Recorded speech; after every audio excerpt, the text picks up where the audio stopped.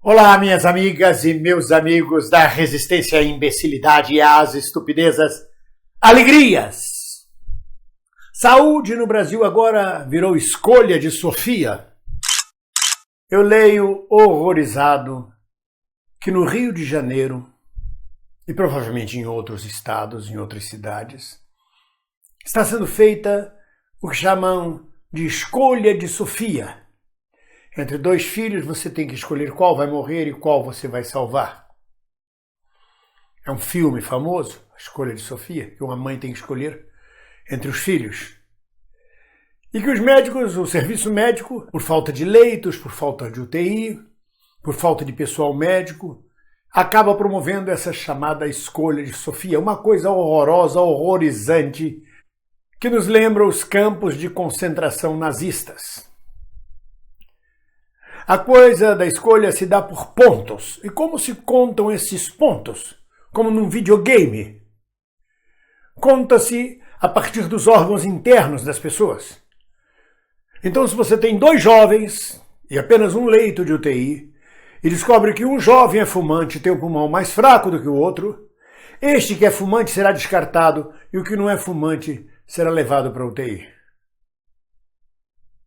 Jovens. Mas se você tem um jovem e um senhor, um idoso, e o jovem aparentemente não tem nenhum problema em nenhum órgão interno, e o idoso tem problema circulatório, problema respiratório, foda-se o velho. Na linguagem do general Heleno, foda-se. Morre o velho e salva o jovem. É um absurdo esse tipo de escolha por pontos. Classificam-se os órgãos. E deve ser pior ainda, porque talvez o pulmão valha mais pontos do que um pâncreas, e um pâncreas valha mais pontos do que um rim, e um rim valha menos ponto do que um intestino, ou mais ponto que o intestino. Quem estabelece isto? Que prioridades são essas? Que grau de loucura é essa? Que barbárie é essa que chegou à civilização no Brasil? E o mais absurdo, isso acontece quando se diz que faltam médicos, falta pessoal de saúde, faltam leitos, falta UTI, falta aparelhos, falta tudo. Em tese, não falta. Havia uma proposta na Câmara dos Deputados para que a indústria brasileira, muito antes da pandemia, produzisse equipamentos médicos, entre eles os tais vitais respiradores. Um anteprojeto do senador Pedro Simon bloqueou a construção, a indústria de material para hospitais no Brasil. Mas ainda assim, existem só no Rio de Janeiro 1.850 leitos à disposição fechados. Somente na área federal são 1.200 leitos, com muitos leitos de UTIs, que não são abertos, porque o governo federal não quer dispor verbas para abrir estes leitos, e não quer contratar pessoal médico, e não quer pagar salários melhores aos médicos para que eles aceitem arriscar a vida tratando dos doentes de Covid. E não permite também a contratação de médicos formados no exterior. Aí entra o nosso famoso CFM, com todos os seus CRMs, aquela corporação do Conselho Federal de Medicina e os Conselhos Regionais de Medicina, que raramente condenam um médico no exercício da profissão e que só fazem defender a corporação. E que não permitem a contratação pelos estados de médicos estrangeiros não formados no Brasil, antes que eles passem por uma burocracia que leva quase um ano para ser comprovada. Numa emergência desta. Ficam atentos à vírgula, à lei, com medo que esses médicos talvez no futuro venham adquirir direitos e ocupem lugares de médicos brasileiros. Não precisa se preocupar com isso. Eles não vão ocupar lugares de médicos comerciantes. Pelo contrário, eles vão ocupar as vagas onde os médicos comerciantes não querem ir. Já vimos isso na situação dos médicos cubanos. Então nós temos várias situações que impedem o atendimento no Rio de Janeiro e no Brasil. O governo federal não se dispõe a liberar os leitos. O governo federal não dispõe de liberar mais verbas. O governo federal não se dispõe a abrir caminho para a indústria e produção própria de respiradores, de material hospitalar. O governo federal não contrata com aumento de salários novos médicos profissionais que se recusam a trabalhar por baixo salário para arriscar a sua vida, e estão certos.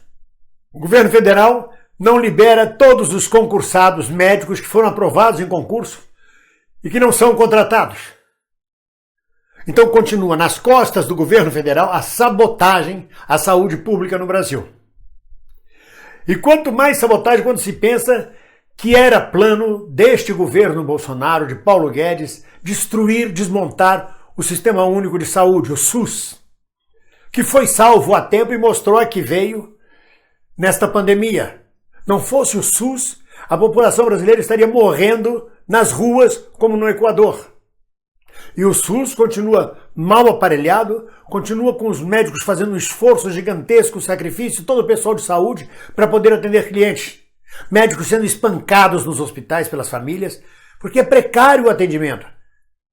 E tendo que escolher uma fila no Rio de Janeiro de 300 pessoas esperando uma UTI. Quando há UTIs, quando há leitos, quando há material humano, é só precisa boa vontade, não sacanear, não sabotar a questão da saúde pública nesse momento de pandemia. É preciso cobrar por que a Caixa Econômica não tem agilidade. Por que se pede celular de um pobre que não tem dinheiro, que precisa de 600 reais, tem que ter um celular para poder pegar os 600 reais? Tem que ter o CPF em dia. Por que não se faz uma fila única de atendimento em hospitais privados e públicos e vai pela fila única e não a mãe do prefeito ou a mãe do governador passando na frente? Tem que ser um cadastro único por fila única. Para isso existe computador, meu Deus. Para isso existe sistema.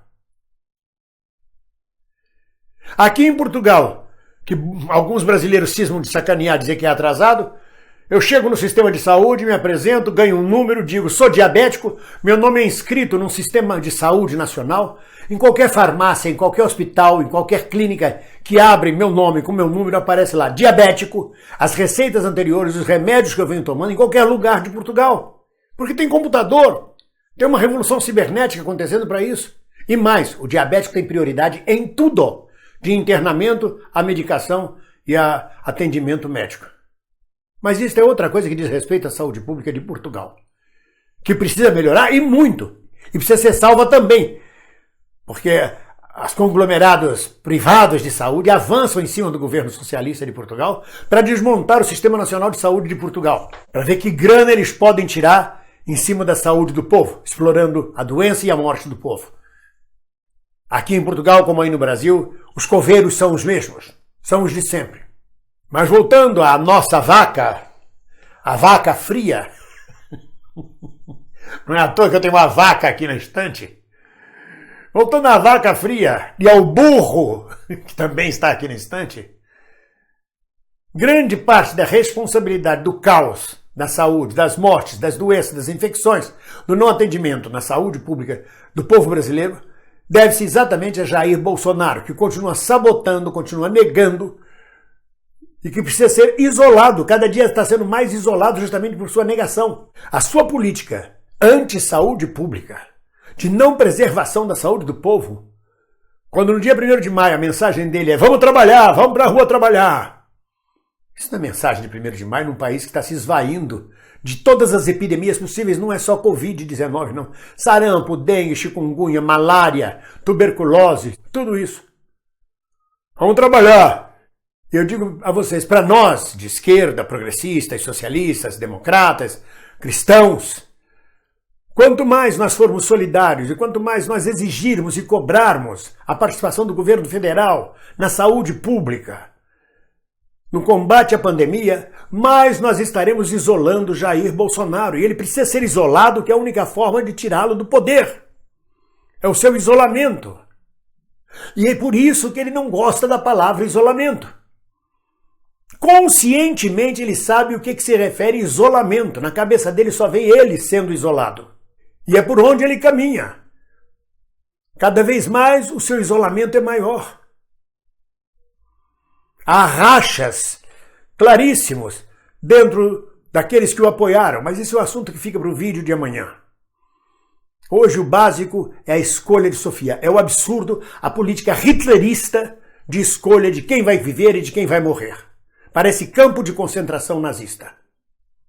É um absurdo que isso esteja acontecendo, no Brasil.